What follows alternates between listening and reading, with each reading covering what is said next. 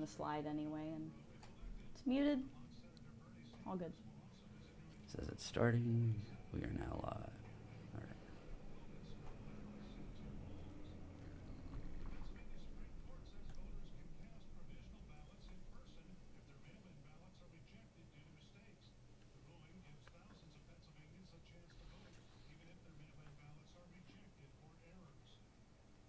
Yep, it says you're live, so All right. that's good.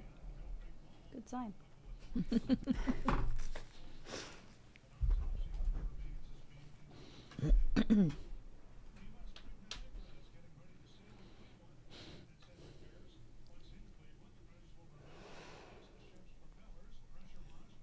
All right. After the weather.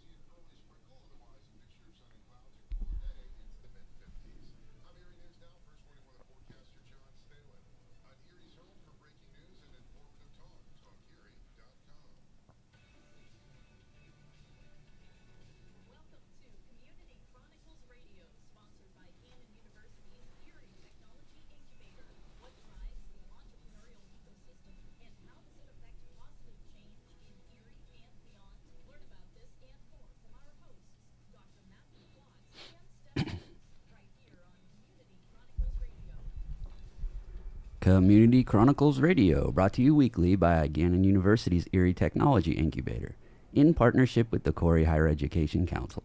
The Erie Technology Incubator, located at 900 State Street, works in the entrepreneurial ecosystem and provides a technical assistance through the entrepreneurial process.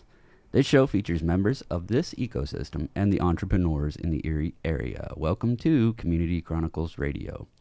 If you have a question for me or any of our guests, give us a call here in the studio, 814-679-1080. I am Dr. Matthew Plotz. We are continuing to send well wishes to our beloved co-host, Steph Screws. I've spoken with her recently, and she is in good spirits, doing well, recovering from breast cancer. We're looking forward. Maybe next week, I think she might be back, so we'll get to hear her voice back on the radio. Today's show is a little different than most. We usually feature entrepreneurs and the great things that they are working on. But today is a huge day for the city of Corey and the Corey Higher Education Council and Impact Corey. We will be hosting a press conference today at 11 that will feature Congressman Mike Kelly. Discussion will center around the request for proposal nearing distribution for the fiber network in the city of Corey. This network will provide the necessary infrastructure to complete the high eds renovation, and we are really excited about all of these projects. The Corey Area Technical and Cyber Hub, otherwise dubbed CATCH, is part of Infinite Erie's playbook. And to talk a little bit about that, the press conference, the fiber internet, and the CATCH facility, I would like to welcome to the show Executive Director of Infinite Erie, Kim Thomas. Welcome, Kim. Good morning, Matthew. Thank you so much for having me. Absolutely. We're really excited about today. It's a great day. It's Friday, lots of good news happening, and we love each and every day that we can talk about some great things and bring in some money into the community, right? Right. So people that listen to this radio station probably know about Infinite Erie, but if they haven't heard it on our show or they're new listeners, talk a little bit about Infinite Erie and how the organization works in our area. Yeah, sure. Absolutely. So Infinite Erie is implementing Erie's investment playbook. It's a community and economic development strategy really intended to bring together potentially disparate funding partners in the public, private, philanthropic sectors and to leverage those opportunities to public resources at the state and federal level specifically. So the investment playbook is a compilation of 35 transformational investment opportunities. Those opportunities have been identified through a series of stakeholder interviews, as well as a real deep dive into a number of strategic plans that have been created throughout the county, really throughout the region over the past probably, even 5 to 10 years. years. And as you mentioned, Catch is one of those projects that's within the investment playbook. That playbook, though, is broken down into 4 portfolios of projects. So we have neighborhoods and main streets, inclusive entrepreneurship, industry clusters and infrastructure, which is where this Catch project as well as the fiber project would fall, and anchor investments in the greater core. So that's a quick snapshot, but there's a lot to all of it. There is quite a bit. And just hearing that and talking about the disparate funding, it kind of brings us to some of these projects and the time it takes to build them. The fiber project is now 2 or 3 years old, and it just takes time.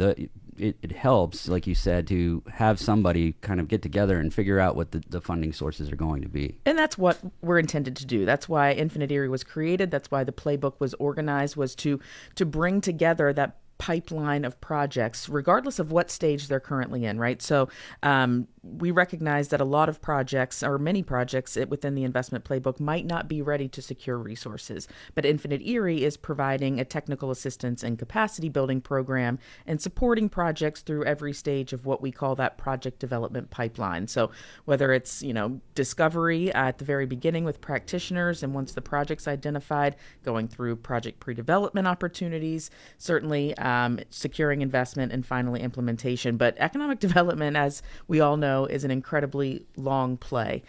So yes, securing resources, especially public resources, it takes quite a bit of time to do. So it's quite a feat that you all have met today. And it's great to have you kind of as a spokesperson to let people know these projects. Sometimes what we get frustrated about, I think, is that projects look like nothing is happening. That's right. And there may be a large rack piece sitting there, and everybody says they're not doing anything. But the communication to the public to let them know that no one is sitting on these projects. There's a lot of work going on behind the scenes. Absolutely, undoubtedly, and it takes so many partners to be able to get these projects over the finish line and into implementation. But yeah, I mean, you're never going to receive resources, certainly not public resources, without going through all of these steps and stages. You have to have that blueprint. You have to have a plan in place. The vision is great, and we want to make sure that vision becomes a reality, but you can't do that without architectural engineering, really making sure that you have a solid competitive proposal to put forth in order to secure those dollars. Because while there are a lot of dollars out there, there are also a lot of great ideas out there, and you got to make sure that they're solid. And speaking of ideas and ensuring that they're solid, there's a lot of research in the background of all of these projects. I know for my Catch facility, it's not just, Matt Plotz wants to renovate his building, and how nice would that be?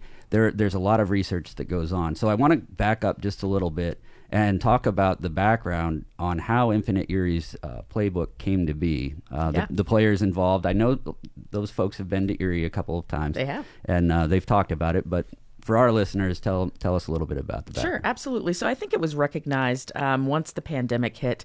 Prior to the pandemic, there had been a lot of great momentum in bringing community partners together, funders together, really trying to identify. I mean, you look out the window here and everything that was happening within the downtown and the investments being made.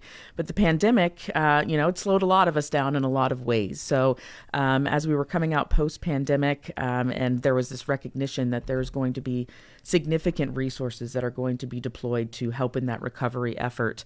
There was a group of leadership in the community that had a relationship with Dr. Bruce Katz of New Localism Associates and out of Drexel University. And so you're talking about Erie Insurance and the Community Foundation and ECRA, Jefferson Educational Society, and certainly other partners involved. But they're saying, listen, how can we take advantage of securing those dollars? It's not easy, right? And Bruce Katz said, listen, you got to organize. Let's come in and help you identify what some of those opportunities are. The investment playbook was designed to be very opportunistic in nature, to say, these are the types of funds that are going to be deployed. Here are some of the projects that you've identified in your various strategic plans that we think you can go out and start grabbing some of those dollars, but you got to be organized. So yeah, they came to town. Again, they interviewed probably 50 or so community and economic development stakeholders. And again, took a look at all of those strategic plans, and thus we rolled out a little over 2 years ago that investment playbook. Very aspirational in nature, very, again, opportunistic, but a lot within there that we're really trying to focus our efforts at this point with it.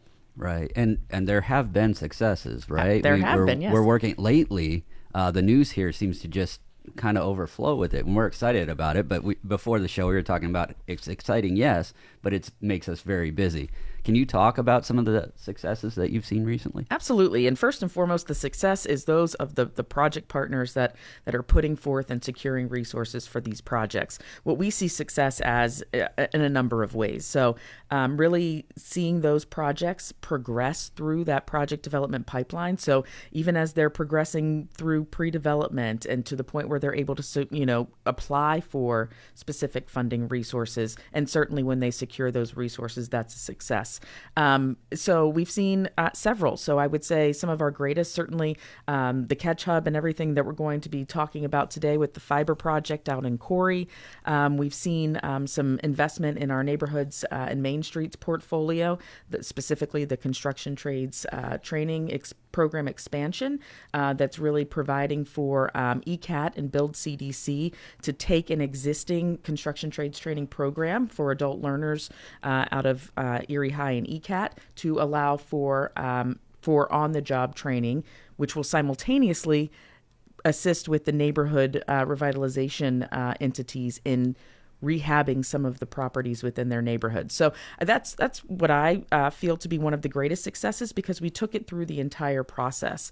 It started with that discovery and problem-solving phase where those practitioners within the neighborhoods really said, listen, it's great if we're able to secure millions of dollars in resources. We don't have construction workers and contractors to actually do that work. So they identified this as a solution, took it through the project development process, identified the economic impact that this would have on the community and on the efforts around affordable housing and building out the housing continuum. And they were able to secure resources not only to expand the classroom training, but to add that on-the-job training. So that's one of those successes in my mind. And then certainly with the homelessness initiative, again, in the neighborhoods and Main Streets portfolio, really that group coming together and being able to identify the best practices. And again, now they've gotten to the point where they are going to start working to secure investments to implement that project. So that's just been a great show of convening and collaboration and a willingness to tackle something really, really challenging. So that is certainly one. We've seen a lot of successes within the anchor investments in the greater core, specifically around Ironworks Square and the money that they've been receiving lately, just recently receiving some ARC Power resources for that project. Grow Erie, Savacchio Park is another one where, again, you have these practitioners that are coming together, and there are going to be some really great additional announcements coming here in the near future on that project. So we're starting to see, the main thing we are here to do is to convene, to catalyze, and to champion for these projects and for securing the resources. But I'm really excited about some of the successes, again, that our partners in Corey are going to be talking about a lot today. I always get a kick out of this. The show after this is the Economic Pulse Indeed. with Laith and Tina. Tina primarily responsible for all of that money that's coming into That EMI. is very true. A lot of things I just said. And every time she walks in, I say, "Holy cow! That's impressive. What you've done is absolutely impressive." She's like, "Oh," and that's kind of her approach. Yeah, I know. But okay, that's it. They're phenomenal. There are so many resources out there, and the capital stack that they've been able to put together for that project, it's impressive. Yeah, absolutely. I take every piece of advice she gives me when I'm writing a grant. No doubt, trying to make absolutely. sure that this stuff is in there. So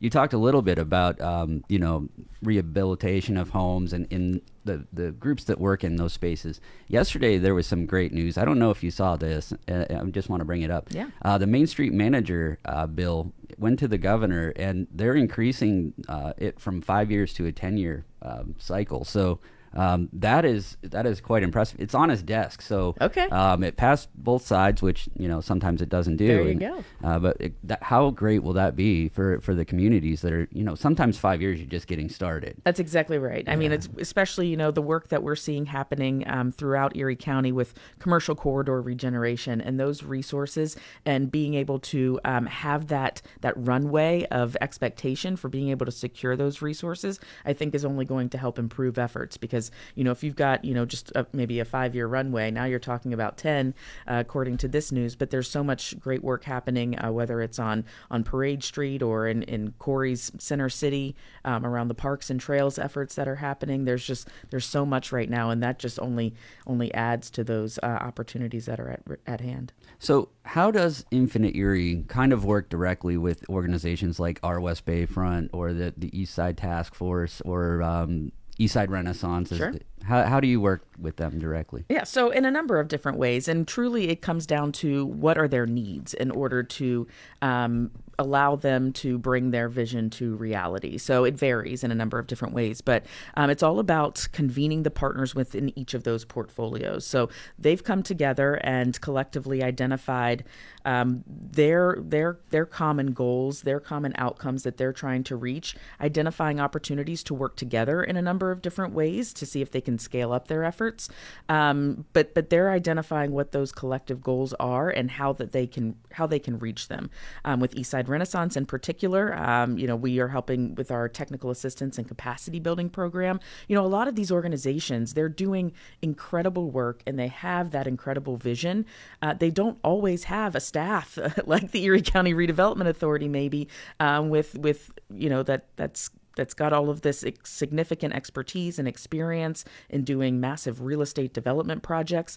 So what we're doing is through our ARC Power grant that we received at Infinite Erie for just over $1 million, we've implemented this technical assistance and capacity building program where we have subject matter experts that we're working with that we can deploy to say, listen, can you assist with a project pro forma for this organization that's working on this project, or really help through some of the planning stages, or help connect with, putting together that complex capital stack. So really trying to embed those subject matter experts into as many areas wherever it's needed. And certainly with advocacy efforts, again, championing the work of these individuals and these organizations. So just really trying to empower them to do the work that they really love to do. So we down at Catch, it's a very well thought out project. Most of it happened before I got there. Brody Howard was working alongside Chuck.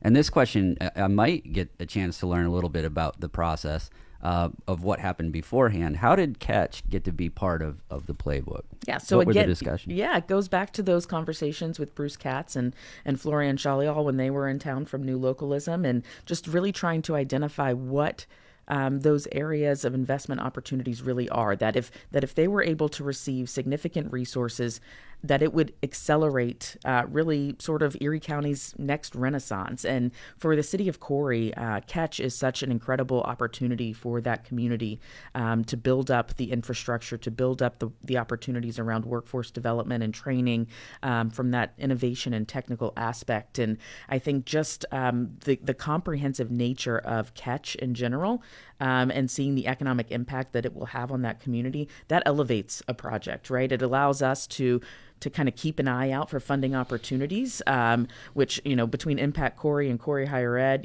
some really great individuals that are at the helm there that are constantly, researching and trying to identify those funding opportunities, and that are able to put forth competitive grant applications. But yeah, it just goes to, in terms of when we're thinking about projects that we're assisting, again, it just depends on what the needs are, and certainly elevating a project and championing for those for securing those resources is one of the ways that we do it. And Catch and the economic impact of that project in and of itself is the strong reason to do so. And Bruce and Florian were absolutely correct. The number of opportunities that have been coming through DCED or the Appalachian Regional Commission or any number of different grants, I almost can't keep up. There's like a new announcement every day. I'm like, that one will work. That one will work. I need to hire a grant writer. That's right. And that's one of the gaps in the community, right? Throughout the county, throughout the region, is having that capacity.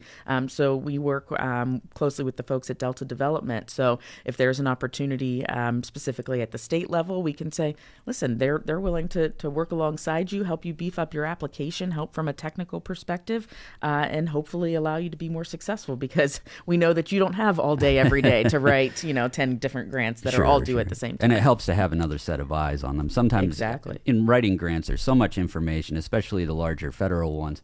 the screen becomes a blur. Oh my goodness, yeah. And I'm not sure it's even a sentence at some points, but we were fortunate down at Catch to take advantage of some of the services that you have. My background's in education. I understand education. I know, what will work to some extent and what won't. But the idea that, we have a business, building Catch is also a business. We have a business to run. As a nonprofit, we don't make a lot of money, but we have to stay above. And you have helped out with the idea of putting a pro forma together, the people that you can send and help us out. And that's one part of every project, and we're very appreciative of that. Yeah, absolutely. It is a big part. And again, I quite frankly, couldn't sit down and put together a significant pro forma for a project.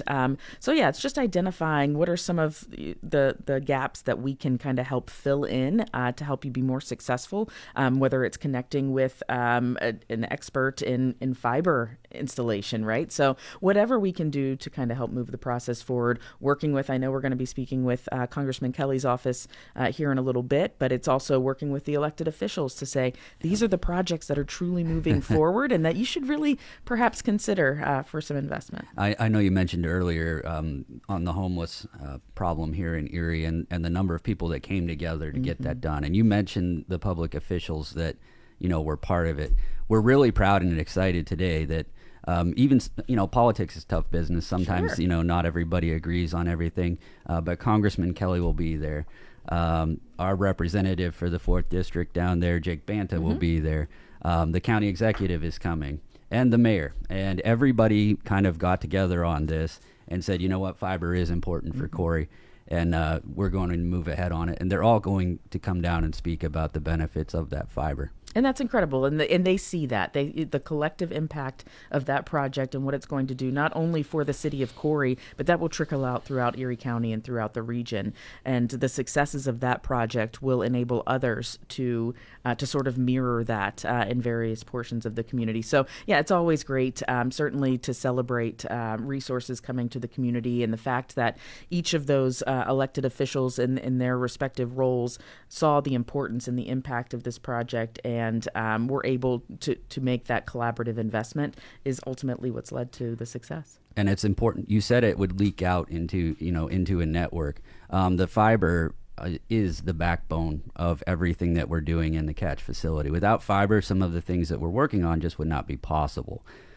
So talking a little bit about Catch and drilling down a little bit on what we're able to offer because this project was successful. The research was done prior to me getting there. The education pathways were kind of decided. This was the research. It's supported. I read it all. It was very well put together. But the fiber gives us an opportunity to train in some fields. And the important part is, and this is what I stress to the public officials, we are not trying to compete with the big universities that we have here. We have great universities doing great things. And there was no reason for the high ed to try to step in the same spaces they were. But we looked at the possibility of creating education on-ramps, low cost, no cost. And so that's the exciting part about it. And we're looking at careers in cybersecurity, coding, aviation, and fiber installation. And the research was supportive of the idea that these are gaps in the training. There's huge gaps in training for these types of jobs. It also allows us to train people in jobs where they can stay put. That's right. We are tired of brain drain. We're tired of losing our talent. So we were excited about that. Now, I circle back to how things kind of leak out.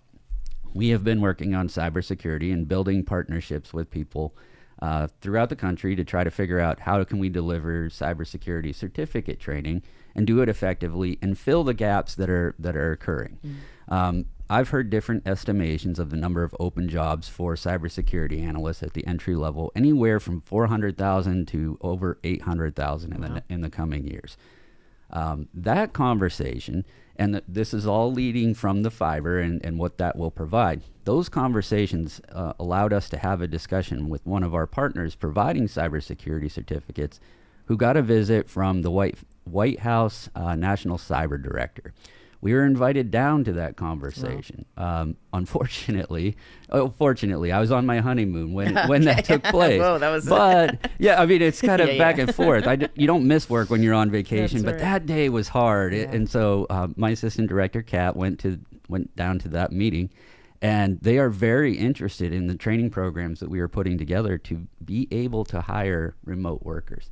And the reason they're doing that is the entry-level positions, $90,000, $100,000 a year in Washington, D.C., just simply isn't enough for someone to live there. That's right. But here in Erie, the jewel that we have here, that's incredible. well above what people need to live here and be successful. So all of this, the fiber network, catch, and everything that's coming is just so vitally important, and we're very glad that you have been a part of it. And I'm happy to be a part of it, but no, all the credit goes to all of the partners that have made this happen. I mean, you all have worked so well together and worked diligently, and again, it takes time, and it's a long game, and that can be exhausting for a lot of people. It can be frustrating. You can run into roadblocks here and there, but you've overcome each and every one of those. So congratulations to you guys. Thank you, Kim. The half hour always goes very fast. If you'd like to hang around, or if you're heading down to the press conference, gotta get to Corey. Thank you for coming on. Thanks so much for having me. I really appreciate it. We're going to news here in 30 seconds. We will be back after the break. We will be speaking to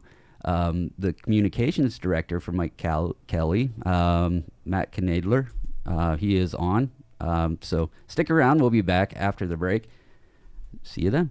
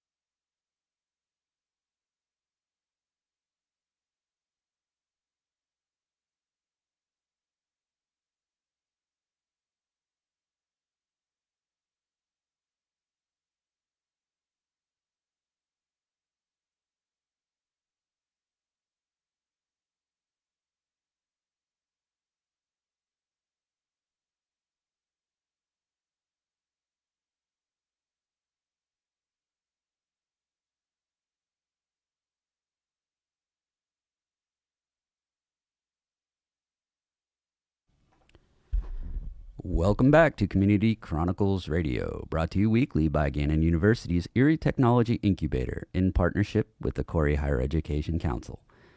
The Erie Technology Incubator, located at 900 State Street, works in the entrepreneurial ecosystem and provides technical assistance through the entrepreneurial process. This show features members of this ecosystem and the entrepreneurs in the Erie area. Well, today is a little bit different. We are not featuring entrepreneurs. We're talking about some of the projects that are taking place that will allow entrepreneurs to succeed. We were talking about the fiber network and the big announcement today of funding that has been made available to that project and the near completion of it. We are getting ready to send out the RFP for an ISP, internet service provider, to come in and get the fiber up and running in Corey. So we're very excited. The big announcement today is that Congressman Mike Kelly is coming to announce that the money that he appropriated for that project is all set to go. So it's a good day down in Corey. We have one of our big projects getting done, and that's thanks to some of the money that Congressman Mike Kelly got for us. I would like to welcome to the show Congressman Mike Kelly's Communications Director, Matt Knadler. Welcome, Matt. Matt, it's good to be with you. Good to be back on Talk Erie. First time for me, but I've been with the congressman a few times on Joel's show, and it's really good to be back on the air. So I have a commonly mispronounced last name. Did I get yours right? You were spot on. Beautiful. and it was good to hear John Stalin's voice, the old Erie News nowadays, so it was good to know you're 100% right. Good to kind of revisit the airwaves here in Erie. Oh, that's great. We love John here. He just does such a great job. He's very passionate about the weather and the things going on. His passion when we were having the Northern Lights was just outstanding. You know what? So down here in D.C., I work out of the congressman's D.C. office, but I get back to Erie and Crawford counties to see family a little bit here and there. And I wish I was up there for that because that looked awesome. I saw some of the photos out of Northeast and some folks out in the county. It looked really, really good. So one of the questions we usually ask of an entrepreneur on this show is just tell us a little bit about yourself, your background, everything that you have. I know we wanted to talk about that a little bit, so give us some background. Yeah, as it relates to this issue, Matt, I grew up in Crawford County. A lot of family still. I went to Cambridge Springs High School, and a lot of family still lives down that way, Sagertown, Cambridge Springs, and as it relates to the internet, I feel like I've seen a little bit of everything as a guy in my early 30s, from the dial-up days to now, high speed, fiber optic, right? Like it's been a kind of a quick transition, but my family still deals with some of the coverage gaps in broadband. It's not always the most accessible for them. My parents are quote unquote at the end of the line for their provider, and it's below broadband speeds most of the time, which is tough. Now, my sister and her husband live outside of Cambridge Springs. They have a different provider that they kind of just skipped ahead and picked up something much faster. But all of that to say, that is the option for them. There aren't multiple providers, and so that was kind of what they had to do. So what we're talking about today in Corey, I think, is just incredible because this is something that, I know the congressman shares this belief. He and I are on the same page on this. You should be able to have quality internet connection wherever you live, right? This is not something, to me, this is a little bit like the electricity and rural electrification back Absolutely. in the day, right? Yeah. This is a just a critical tool for families, for businesses, for education, and so what we're talking about in Corey today really is going to go a long way toward that process. And people would be kind of surprised to learn that in a lot of cases, the speeds and the connection down in rural areas like Corey are just not where they should be. I know there's a lot of studies that have been done in our area, the city and rural divide that we have here in Erie County. Erie County is kind of different. It really has a different feel. We have the big city in quotes up here in Erie. But in the southern portion of the county, those speeds are not up to par. Like they say it's technically broadband, but if you measure it throughout the day, we're just not there.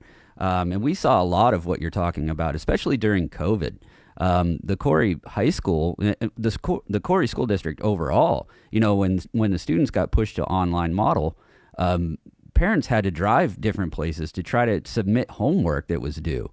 And the connection was just not there. And I think people, just think that, everybody's connected to the internet. And that just is patently false. Yeah. Yeah. I mean, I think what we saw, and to Kim's point, I wanted to chat about this too.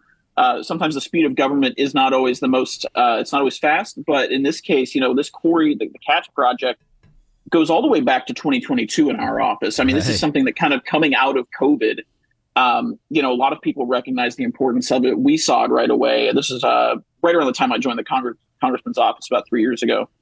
And to us, I mean, it was just like kind of a no-brainer, right? And I think a lot of communities feel this way, that there's a gap in coverage, at least of a quality broadband coverage, at an affordable rate, And so this is something that when Chuck Gray and the RDA folks and Impact Corey, everybody kind of came together, this project just made sense to everybody. So even beyond education, right? I think e-commerce is just such a big thing these days. Right. It's in rural communities, urban communities. And so this goes a long way toward bringing everyone on the same page. When I talk about this project and you try to just bring it home for people, it may be, a little high level, fiber internet, what's going to occur, how much is it going to cost, all of those things. Several months ago, I left my office, walked down the street to one of our local shops, walked in. I don't usually typically carry a lot of cash. I'm not a cash person. So I walked in and I wanted to buy a gift card, and I handed the person my check card, my debit card, and it would not run because of the internet speeds. So it got to the point where I was like, okay, I'll walk down to Country Fair, get some cash. I'll be right back. But think about that from, you said e-commerce. Think of that as a small business. How many times would a person just say, you know what, I'm not going to come back? And what that does to an economy in a small place like Corey, it's just unreal that we are dealing with that type of problem. Yeah, and I also look at, because the show's obviously about entrepreneurs, I look at e-commerce a little bit, as starting a business, being able to live where you choose, or to have perhaps a market that needs to be served through e-commerce. How do you start that? How do you sustain that? So this type of project, I think, and it goes beyond Corey as well. I mean, we talk about the benefits of neighboring municipalities. If you live in Concord or Wayne Township, right? Right. I mean, this kind of benefits everybody in the surrounding area. This is, starts in the city and kind of branches out. So it's a win-win for a lot of people. So the congressman is coming to Corey today to speak about this project, and he, I know he's excited about it. Can you tell us a little bit about what he might talk about today?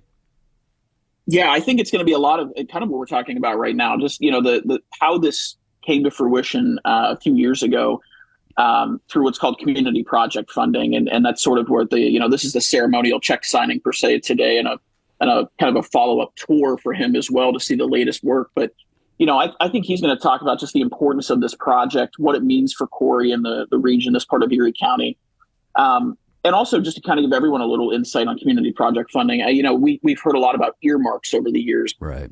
This is a much more tailored version of that type of funding. So we're talking about federal grants targeted towards specific projects. We're not throwing money at projects. We're throwing money at projects that count and can actually come together pretty quickly. So community project funding came back in 2021. This project in Corey was one of the first to get some funding.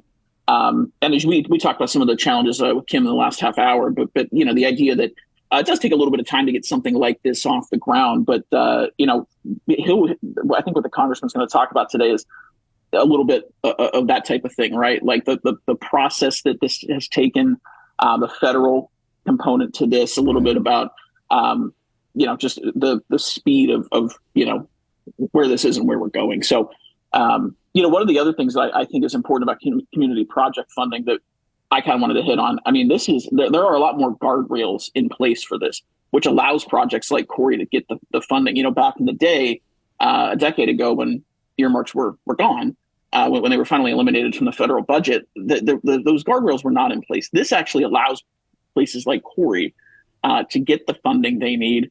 And we'll see the benefits of this for decades to come. It's a huge return on investment.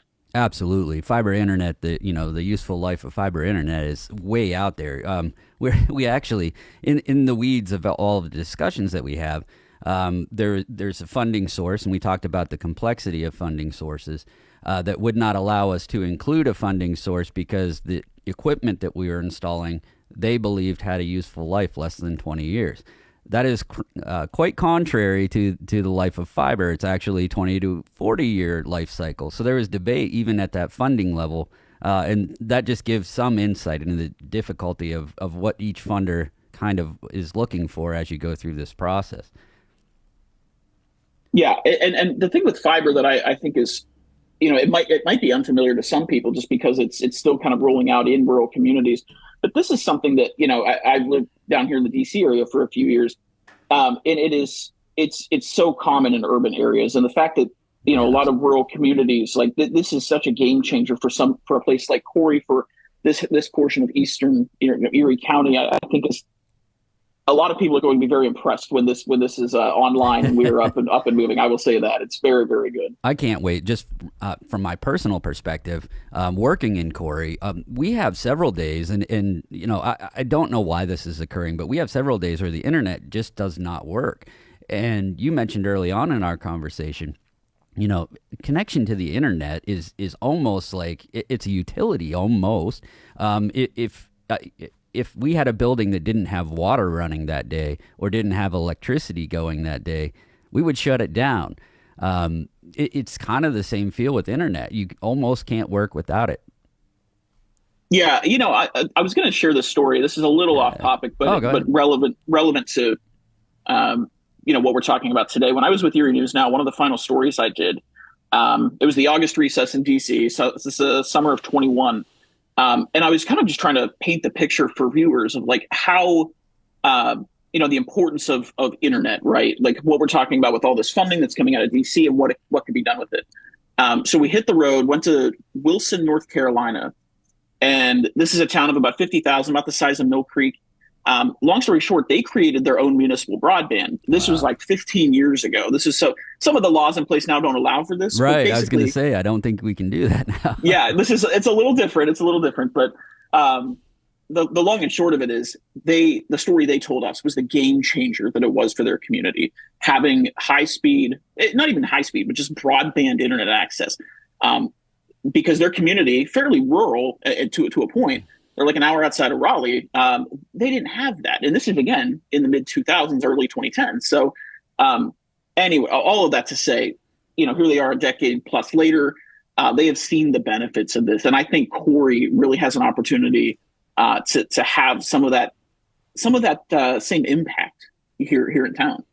It's very exciting. You were on the call when I was talking with Kim earlier about, how this serves as kind of a backbone of it's a utility, the backbone of everything that I am working on. The importance of this cannot be overstated. So we're very excited about what the possibilities will be. Just even, when you do one of these projects, there are people out there sometimes that, they have a negative aspect of what's going to occur. This, you mentioned this as like an earmark, and earmark has, I think a lot of people hear that and go, oh, that's somebody getting money and it's a pet project. This has across the board appeal. And it's one of the fun things to work on. We have support from basically everyone involved. And sometimes, working in government that is not always the case, but these types of projects have to be a fun one for you, right? Yeah, and I'm glad you brought that up because I feel like I should clarify that a little bit. The thing with earmarks back in the day is it has the stereotype of somebody throwing money at a pet project. Right. The paperwork our office goes through for a project like this is really incredible, and that's good. That's good government working for the people, right? That's not something that we can just cut a check and our friends get to build it, right? This is requires community buy-in. The stakeholders of in many cases like this, it's your local redevelopment authority. It's the boots on the ground folks like Chuck Gray at Impact Corey. It's a lot of our projects, that we've done over the years too, are frankly just infrastructure type projects. How do we improve local communities? And internet, I think everybody would agree who's going to be at this event today, is its own brand of infrastructure. It's, we're creating, stronger communities. It's not quite like roads and bridges, but it's its own brand of infrastructure. And Absolutely. Yeah. So this type of project, I think it has the value and the short-term value and the long-term value that we look for when we go through these types of projects. So besides this project, what else is coming up for the congressman? Anything interesting, other big projects that you can share with us, or those have to kind of be kept underway for now? Yeah, no, I was actually thinking about that. We've had in the neighborhood of, I think, 50 requests for projects this year. Community project funding has actually taken off. It was sort of the first year it came back was not necessarily well known.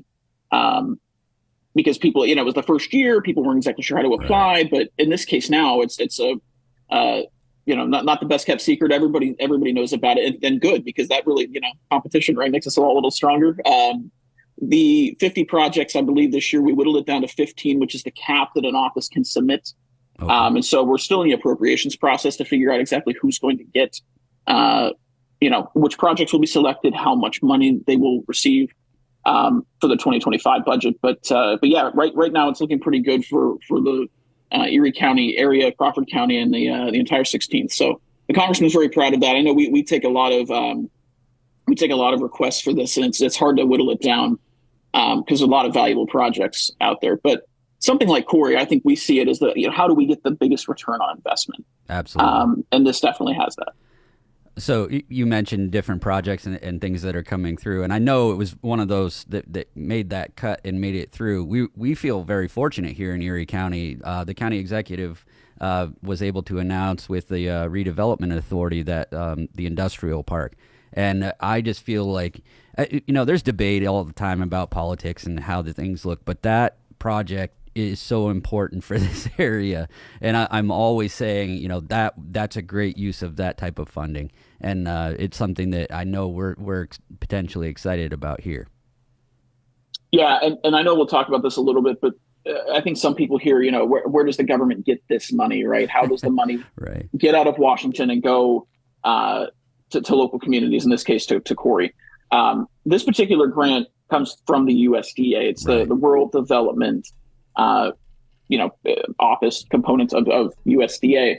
And it's we get questions about that. Like, what do you mean USDA for fiber internet? You know what? I mean, it's very part of our, just over the line in Corey, Warren County is represented by G.T. Thompson, Congressman Thompson, and, right. and his agriculture committee oversees things like, cryptocurrency, because it's a commodity. It's very, get in the weeds on some of this, but you get the idea. Some things are in different departments you would expect. So all of that to say, the Reconnect program, the long and short of this one is it, provides loans, grants, loan grant combinations for high-speed internet to rural areas, defining rural in this case as a service area that is located within, a city or town with a population of greater than 20,000, but basically between like 20 and 50,000 is the number. So, but we're talking the whole service area. So not just like the city of Corey per se, right? Right. We're talking the whole service area. So this type of program exists, and it's a matter of getting the money out of Washington into communities that need it, in places like Corey. We are super appreciative of it.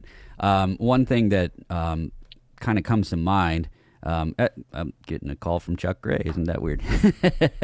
One thing that comes to mind is that, we've talked on this show today, and I tell everybody that will listen to me that this fiber internet piece is so important. We were able to meet with the congressman about 2 months ago, a month or two ago, and kind of lay out what, all of the projects that are taking place in Corey and how it kind of all interacts and is an ecosystem of importance for a community like that.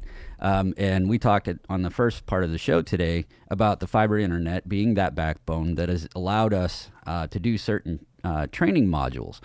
We focused a lot in the first half hour on cybersecurity coding. But one of the things that the congressman was super excited about is our ability to create a pipeline for aviation and aviation mechanics. Now, why did Corey choose that? Some people may not know we have a regional airport out there. It is a resource that we have where we can easily begin to train new pilots and imprint that educational idea early on. Our discussions early have focused on potentially getting 2 years of training in at the high school level so that their hours in the air are significantly trimmed by the time they're ready to graduate. And we get pilots into the workforce. And I know that's the congressman knows that here. The pilot shortage has contributed to the contraction of our airport.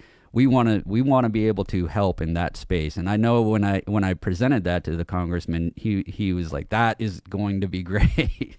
So there's a bill we sponsor, Matt, that is we co-sponsored. It's a bill we joined that effectively gives the like an education type tax credit that you would use to go to college. Those and I'm drawing a blank on the number, but it's like the state grant that you can put money into as a kid for college. This bill would expand that for pilots and for aviation type training. I think when you look long term at projects like that, you bring up such a great point about regional airports for training hubs. When you look long term, there is bound to be a pilot shortage. That's right. Not a huge secret. And same with air traffic control, the aviation industry in general. How do we fix that? Well, you almost have to incentivize some people to know that this is something you can do, right, and it is affordable, and we are going to give you the tools to do that. So, places like Corey, Meadville's another place we visited over the years. The airport there, these local airports are just great for training. There's a lot of opportunity there. Right, we have a lot of them around Jamestown. The flights can be very short for somebody that's learning how to do it, and we know the hardest two parts of training it to be a pilot is taking off and landing. So that short flight time, we've been told by people who work in the space, Dave Benson out at Fundamentals, Dave Hines up in Jamestown, they're doing great things. I'm really excited about what Dave Benson's doing over at the Erie International Airport. He partnered with Gannon University, one of our sponsors here, and they have different tracks for people to be able to get educated in aviation. They've waived the requirement for a 4-year degree because of the shortage. And it's so impressive, the people who are working on these problems and the way that they're building these educational on-ramps. And I can't say enough about how excited I am that we are able to participate in some of this and really make a difference. We were not trying to compete with any of the colleges or universities here. They do great things. I've worked with all of them. They have great people working there. But we wanted to step into a space where we could kind of pipeline and maybe even potentially get students to those colleges with the idea, and I know this would be important to the congressman, that at the end of it all, we don't lose that person. They decide to live here in Erie County and contribute in ways that they may not have in the past. Yeah, well, and that's just, you train them, you would like to retain them too, right? So that's right. Something that, and communities, I think that have the infrastructure, as we said, beyond just roads and bridges. So things like internet, things like, just broader commerce in general. It's a quality of life thing, like you said. I mean, there's a whole a group of other components that you need for something like that. So, right. But that type of job training, Matt, I think is just spot on, and that's where places like the Corey Airport and these regional airports, I think, have a great opportunity. Yeah. And like you just alluded to, it is an all community approach. Yeah, we can have great jobs, we can have great education, but if there's not anything fun to do in that community, you're still going to lose that person, because people look for places where there are cool things to do and a cool place to visit. Just a little bit south of us, Franklin, they've kind of hit on a couple of things, and I use their model for a lot of the stuff that I do. So we're looking forward, and the projects that Chuck Gray is working on over at Impact Corey, they are a vital piece of everything that we are doing. So we're glad that the community kind of came together and decided what those projects would look like, and I've seen the plans. It's exciting. Good. Yeah, and I'm glad you brought up Franklin too. That's a part of our district as well, and I visited there a few times. Missed Applefest this year, which disappointed me. I love Applefest, but gosh, there are a lot of communities in our congressional district, but places like Corey that have the folks ready to hit the ground. They just maybe need the resources like this type of funding, and so I think we're very excited to see this project continue to come together and get everyone online. So I think this is something today that I think the congressman's very excited for. We've been trying to plan this for a while, and it's nice to see this come together today. I'm so excited. I don't know a lot about how fiber gets installed and all of that. I cannot wait until the RFP for the internet service providers goes out and they kind of lay out what this is all going to look like, and we start really getting to work. My background is not in economic development or education.